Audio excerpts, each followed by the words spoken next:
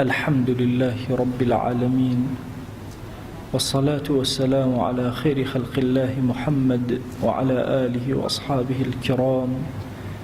وتابعيهم بإحسان إلى يوم الدين. ربنا أرنا الحق حقا وارزقنا اتباعه، وأرنا الباطل باطلا وارزقنا اجتنابه. ربنا آتنا في الدنيا حسنة وفي الآخرة حسنة وقنا عذاب النار. بەڕێزان و خۆشەویستانم، زۆر کات لە وتارەکانی ماوەسایانی ئاینی باسی ڕەزامەندی خوا کراوە بەسەر عەبدەکانەوە. گەورەترین ڕەزامەندیش ئەوەیە کە ئینسان لە بەهەشتا ڕەب العالەمین ڕێزای خۆی بەسەرا ببارێنێ و پێی بڵێ ئیتر ئەی عەبدەکەم قەت لە تۆ تووڕە نابم، ڕێضوانی خوا بەسەریادا ببارێ و بە ڕوئیەتی خوا جەلە جەلالوه شاد و مەسرور ببێ. کۆمەڵێ وتار و زنجیرە وتار لەوانە دراوە. ئەمڕۆ لە خزمەتانە من ئەمەوێ باسێکی دڵ بکەم کە ئایا عەبدایەتێک لە عەبدایەتەکانی دڵ کە بریتیە لەوەی چۆن ئینسانی ئیماندار وای لێت کە ڕازی بێ لە خوا جەلە جەلالوه. ڕێضا بەشێکە لە عیبادەتی ئینسانی موسڵمان، پشکێک لە پشکە گەورەکانی عیبادەت بریتیە لە ئەڕێضا، عملێکی قەلبیە لە دڵی ئینسانە. ئینسان کە ڕازی بوو بەخوا جەلە جەلالوه زۆر کاری لەبەر مەیسەر ئەبێ. زانایان زۆر باسی ئەوەیان کردووە کە ڕێضا کامەیە لە ئینسانە. تقریبا هەمویان لەو قسەی فوضەیلی کوڕە عیاضا کۆ ئەبێتەوە کە ئەفەرمێ ڕێضا ئەوەی ئینسان لە ڕووی دنیاوە داوای شتێکی تر نەکا لەخوا. ئەفەرمون ئەمە ڕوتبەیەکی زۆر بەرزە، خەڵکی زۆر گەورە لە ئەولیای خوا و لە ئەهلی تەسەووفی زۆر بەرز گەیشتونەتە ئەو مەقامەی کە بە هەموو شتێکی خوا جەلە جەلالوه ڕازی بوون. لە هەندێک لە ئاەتە پیرۆزەکانی قورئانی پیرۆزە باسی ڕێضا کرداوە، بە تایبەتی وشەیە ڕەضی الله عنهم وەڕەضوا عنه چەند جارێک لە قورئانی پیرۆزە بەکار هاتووە کە خوا لەوان ڕازی و ئەوانیش لە خوا ڕازین. واتە خوا جەلە جەلالوه لە عەبدەکان ڕازی و عەبدەکانیش لە خوا ڕازین. أفرمي وجوه يومئذ ناعمة لسعيها راضية. للرجي قيامتها هندق لدموچاوكان أسري نعمتي جوانيان بسروية چوكا بكردوكاني خويان بسعي وما نبونك إيريان رازين أزان إيشي كان كردوه لبيش خويانو. أم آية بيروزيك أفرمي ومن يؤمن بالله يهدي قلبه. هندق لمفسرين أوان لك داوته فرميانا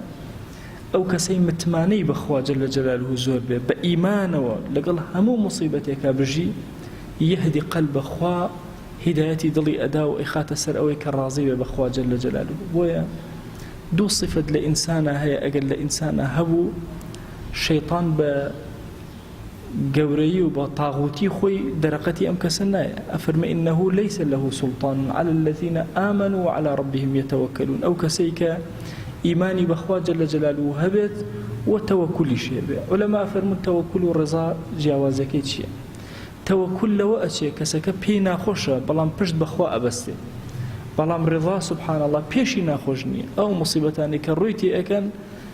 ئەگەر چی دڵی بگوژرێ دڵی ناڕەحەت بێ، بەڵام بە ئیشەکەی خوا بە بەشەکەی خوا جەلە جەلالوه زۆر ڕازیە، زۆر ئارامە لەگەڵ خوایە جەلە جەلالوه.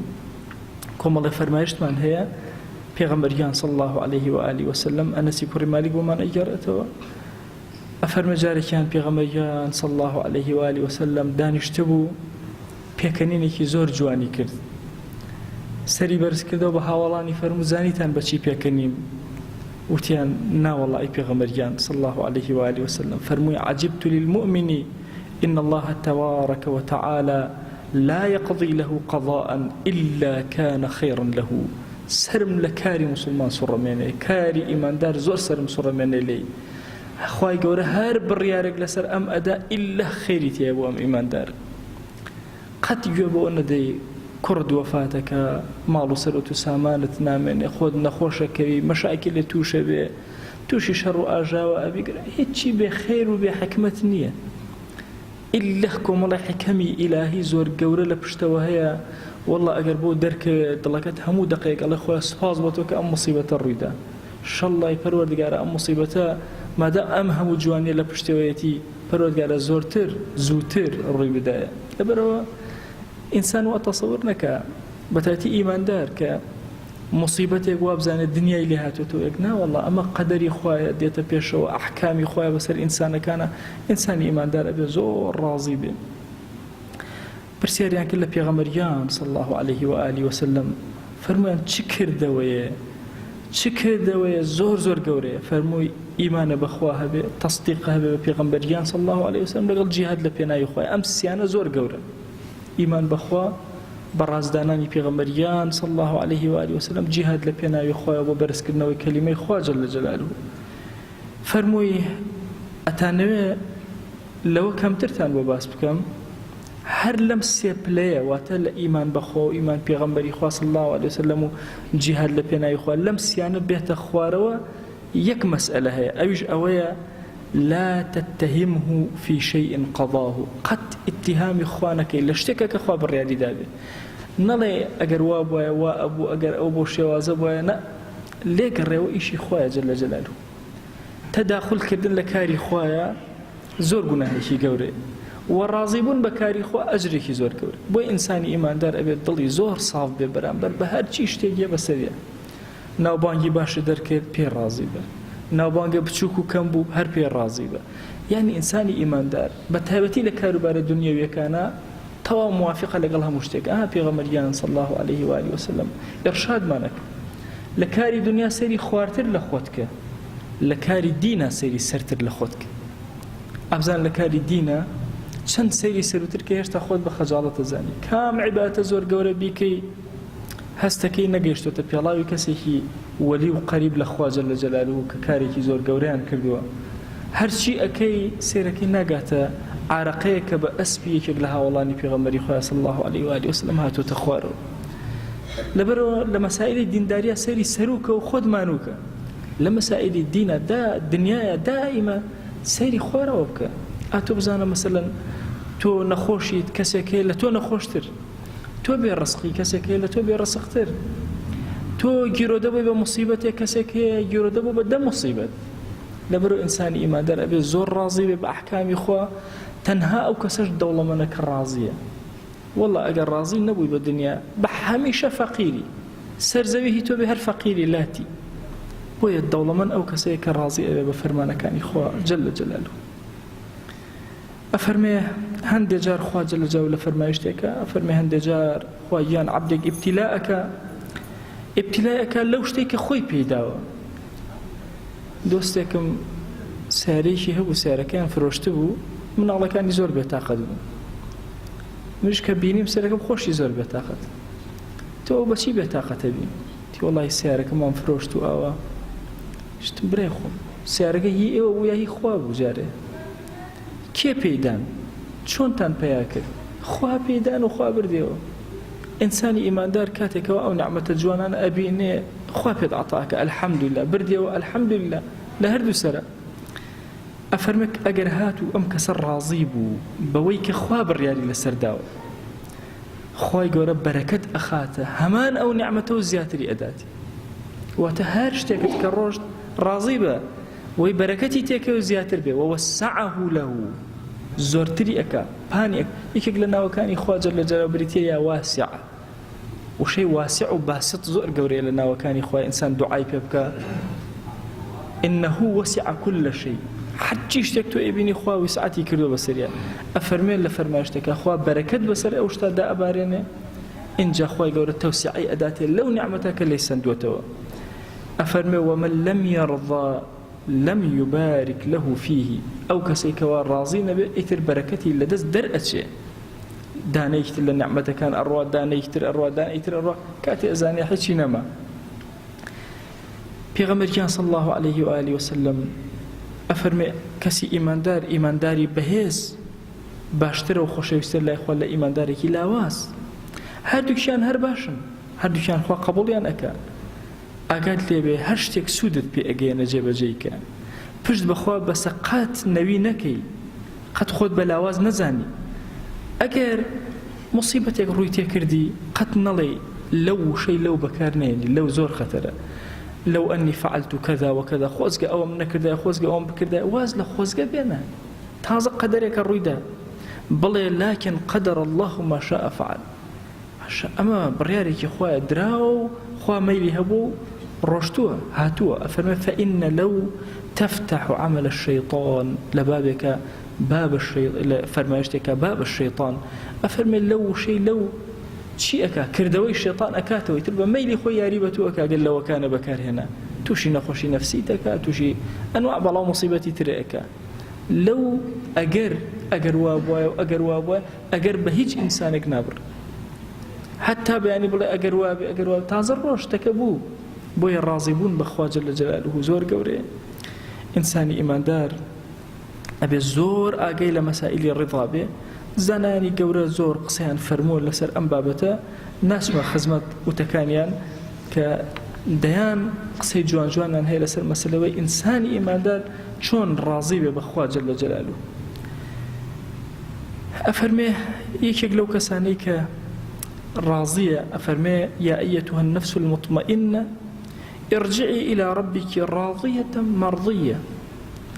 أي أو نفسيك هو مطمئني وات إنسان برضاء أكات اطمئنان قلنا قيت اطمئنان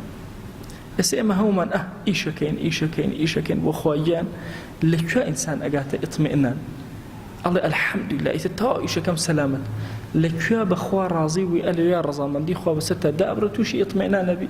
أفرمي لسر مرقا في الله فادخلي في عبادي وادخلي جنتي. بسولة قال عبد كان ما داخل بابا أنتو يكيكي لعبد كاني من دبرنا وبهشتي من نواي عبد شي تبي أخوي يقول أو بهداشت أداته زور شروط مرجو أو أنا دان رأو زانان والرضا قرنق أوي إما بزانين كلمة سلي الرضايا هاري كيقلوش تانيك هو يترمان لچاك وخراب بي راضي بي. والله جاري واهي إنسان شتێک وا ئەزانێ مصیبەتە بەخوا ئەگەر پەردەکانی حکمت بکرێتەوە لەسەری سێرەکە گەورەترین نعمەت ئەو نعمەتە. سعدی شیرازی داستانێکی ئەفەرمێ یەکێک لە دۆست ئەڵە چوومە مەنتیقەی شام یەکێک لە دۆستەکانم سێرم کرد هەرچی شتێتی ئەی بەخشی. ئەڵێ وتم ئەرێ ئەوە چی ئەەکەی و هەمووی ئەبەخشی. ئەڵێ دەروێشێکی زۆر خوا نازوو وتی خوا کوڕی داومەتێ کوڕ هەرچی شتێ ئەی بەخشم. ئەڵێ وتم بڕێکی بهێڵەرەوە نەوەکو کوڕەکە باش دەرنەچێ تۆ چوزانی خێر لەکوێ و شەڕ لەکوێیە. ئەڵێ وتی نا قەی ناکە مادام کوڕی داومەتێ حیج ناهێڵمەوە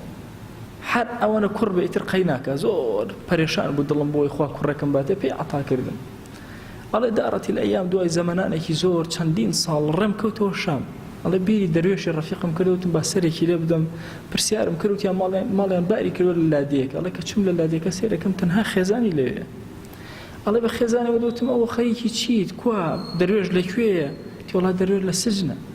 ئەڵێ من سەرم سوڕماوتم دەروێش پیاوێکی زۆر ساڵح و فەقیر و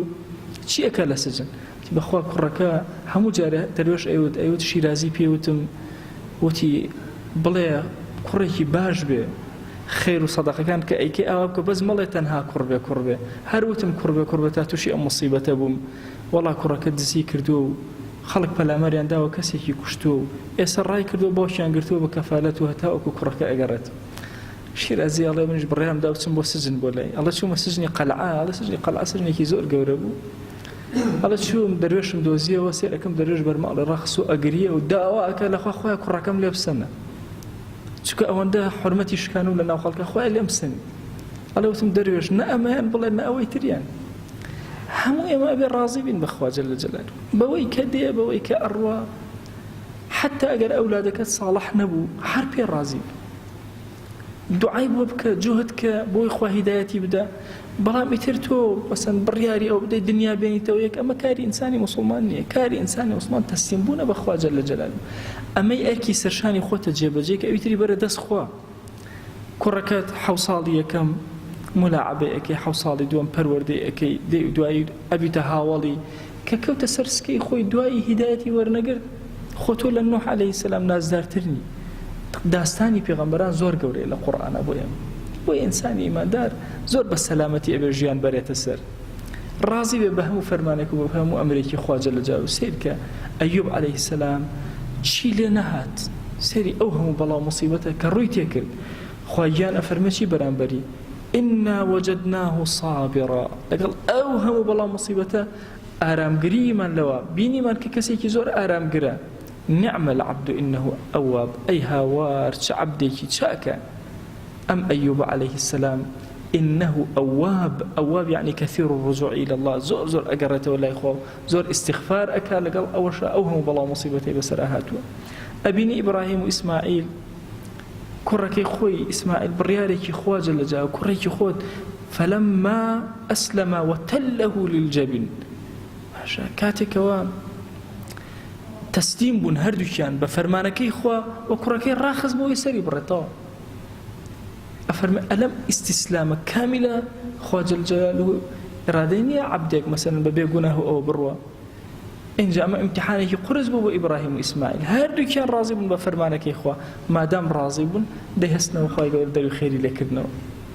زوري كتير أفرمي عمراني كوري حسين 6 سال لسر جيقو سبحان الله 6 سال أفرمي يشيق لدراوسي كان الرجك شولاي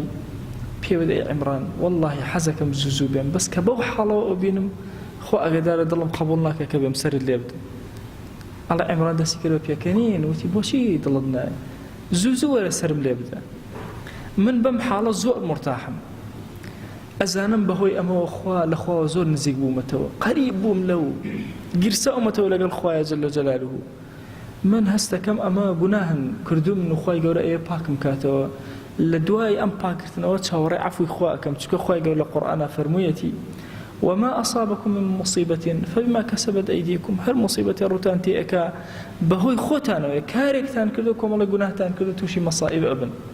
ويعفو عن كثير لزوري كشي أبوري خوا جل جلاله أما مصيبتي جناها كان من خوا باكم أكاتو دواء وجعفهم أكاتو ليم أبوري أجمع حضوري ذاتي باري جل جلاله بويا عزيزانم إيما لم زمنا لهمو كاتب يستر زياتر في سمان بري ضايع بخوا آوا توزي بداري علامة ودانيش زير رأيك فلانة ولاد لفلانة ولاتي أبيتر آوا أكا أرى والله قراني دا أكا أرى والله أوشتا فلان كاس يكوشتي دنيات لإهنته ويك راضي بأيشي خوا جل جلاله خليكي كاري خود غم وقلقي داد نقري يعني عندك حالاتي تلفزيوني آفرتك فقيرة وشي قلقي وبو كركي بسوات لا يدرقا أم أبوري والله نوكو وكو فلانة كور لتلفزيون بشاني دا بكجري يكاكا چند كور هيا لم كردستانا دانية كجرة اكتر الدانية دوام كركي توابي دليك رخو تسيم كبر رب العالمين بوي إنساني إيمان دار أبي الزور راضي بكاري بخوا أقر راضيش نبي إسرا حدناك خوي أم دنيا جاي امتحانا دور لنا امتحانك وش إسرا حدناك لبرو براسي خو من تستمكن بخوا جل جلاله أو صفة لخو ما نبينا دي ودل نيابة لوي أو كسير راضي نبي لخوا لي راضي نبي رضي الله عنهم ورضوا عنه خويا بخاتي قوري خود بما نجرى لو عبداني كدل كان راضي بتو يا ربي پروردگارا بما نجرى لو عبداني كتولي راضي يا أكرم الأكرمين يا ربي خويا رضا من دي خود بسلمانا ببارينا لقناها كان من ببورا عاقبة من برخيرك شرمزاري بردم ديواني خود من مكة يا إلهي مصيبة مخرنا ودين ما نوى يا أكرم الأكرمين يا ربي خويا جان تو خود أزاني أما قناهاني زور من كردو وبرس كردو تولي ينظمانك ولما جاء رمضان لن يويدو هم يهاتون تو خزمتي تو هاوار بولاي قوري تو إهانين هاوار بولاي لطفي تو إهانين هاوار بولاي رحمانيته ورحيميته غفراني تو إهانين يا ربي خويا لمن خوش با خويا قناه بأشكرا كردمان عفو مانك قناه بپنهان كردمان عفو مانك پروردگار النوان إما وقناه كان بنوان مشق مغرب دور من خروا نوتشوان من بقربو خير يا أكرم الأكرمين يا ربي خويا داوار لأكن بناوي جوان بصفتي برزة باسم عظمت طاعة عبادتك كان من لقبولك يا أكرم الأكرمين تراويح كان من لقبولك ذكر أوراد من لقبولك إفطار كان من لقبولك قرآن خواندن من لقبولك دعاء كان من لقبولك يا أكرم الأكرمين يا ربي خويا داوال لكن لقناه دايكو باكمان ببورا خويا لقناه دايكو باكمان ببورا خويا لقناه باو بابير من ببورا يا ربي خويا لقناه براو خشكان من ببورا لقناه خزبك سكار من ببورا لقناه خزان وهاوسر من الله كان من ببورا يا ربي پروردگار داوال لكن بناوي جوان بصفتي برزه باسم عظمت عفوي خود بسرمانا ببارنا يا ربي خويا جان هركز ما فيكي بسرمانا عفويك هەر کەس مافمان بەسەرەوەتی عەفوی کە یا ڕەبی خوای گیان ڕەحم بە دراوسەکانمان بکە ڕەحم بە هاوشاریانمان بکە پەروەردگارە ڕەحم بە خەڵکی کوردستان کە ڕەحم بە ئومەتی پێغەمبەری خوا بکە صلی الله عليه وآله وسلم یا ڕەبی خوای سەرفرازی دنیا و ئاخرەتمان کە یا ڕەبی خوای سەرفرازی دنیا و ئاخرەتمان کە یا ڕەبی خوای سەرفرازی دنیا و ئاخرەتمان کە خوای بمان گێڕە لەو عەبدانەی کە لە ڕۆژی قیامەتا بەسەری بەرزەوە لە حەزوری تۆیە ئەوەستن یا ڕەبی خوای بمان گێڕە لەو عەبدانەی لە بەهەشتا بەدیداری تۆ شادە بن یا ئەکرەم الئەکرەمین یا ڕەبی خوای گیان داوان لێ ئەکەین ئەم مسلمانانەی کە ئاگایان لێمانە سیرمان ئەکەن گوێمان لێ ئەگرن لە مەجالیسی ئێمە دائەنیشن پەروەردگارە تۆ خۆت ئەزانی هەر یەکە و کۆمەڵی گرفتمان هەیە یا ئیلاهی داوات لێ ئەکەین بە گەورەی خۆت گرفتەکانمان چارەسەرکە یا ڕەبی خوای گرفتەکانمان چارەسەرکە یا ڕەبی خوای داوات لێ ئەکەین ئەومان بێ حاڵ و ماڵە ماڵداریکە ئەومان بێ مناڵە مناڵی پێعەتاکە ئەومان بێ مناڵە مناڵی ساڵحکە پەروەردگارە داوات لێ ئەکەین بە گەورەی خۆت یا ئیلاهی ئەومان قەرزارە قەری سەرشانی سووکە ئەومان کەم ڕزقە ڕزقی حەڵاڵی زیادکە ئەومان نەخۆشە شیفای بۆ بنێرە ئەومان یا ڕەبی خوای ئاژاوە لە ماڵیەتی ئاژاوە لە ماڵیان مەهێڵە یا ڕەبی خوای ئارامی بەسەر دڵمانە ببارێنە ئارامی بەسەر ماڵمانە ببارێنە ئارامی بەسەر وڵات و نیشتیمانمانە ببارێنە خوای هیدایەتی گەنجەکانمان بدە خوای حیا و حورمەتی ئافرەتانمان زیادکە پەروەردگارە هانامان بۆ لای تۆ هێناوە ئێمەی ڕۆژوان یا ئیلاهی لەم ڕۆژە مبارەکە دەستمان بۆ لای تۆ بەرز کردوتەوە یا ئیلاهی یا ئەکرەم الئەکرەمین بەزەی و ڕەحمەت و کەڕەمی خۆت بەسەرمانە ببارێنە یا ڕەبی خوای دوعاکانمان قبول کە خوای سڵاوی ئەم مەجلیسە ئێمە بگەینە پێغەمبەری خوا صلی الله عليه وآله وسلم یەک ناومان لە خزمەتیا بێنە یا ئەکرەم الئەکرەمین یا ڕەبی خوای داوات لێ ئەکەین بە ناوی جوانێ بە صیفەتی بەرزە بە ئیسمی عەظەمت دڵمان دامەزرێنە یا ئیلاهی لەسەر خواناسی دڵمان پڕکە لە خۆشەویستی ئیمان خوای دڵمان پڕکە لە خۆشەویستی تاعات خوای دڵمان پڕکە لە خۆشەویستی قورئان خوای دڵمان پڕکە لە خۆشەویستی پێغەمبەری خوا صلی الله عليه وآله وسلم خوای دڵمان پڕکە لە خۆشەویستی ئەولیا و صالحین خوای دڵمان پڕکە لە خۆشەویستی مسلمانان لەسەر تاسەری زەویە یا ئەکرەم الئەکرەمین یا ڕەبی خوای گیان ئێمە زمانمان کولە لە دوعایە وا دەستمان بەرز کەوتەوە بە زمانی پێغەمبەریان صلی الله عليه وآله وسلم دوعاکەین داوات لێ ئەکەین خوایە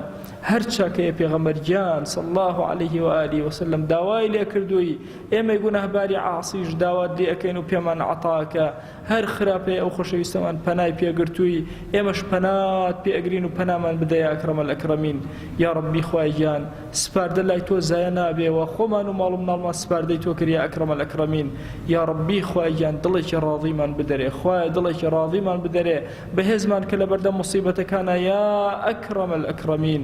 آمين آمين والحمد لله رب العالمين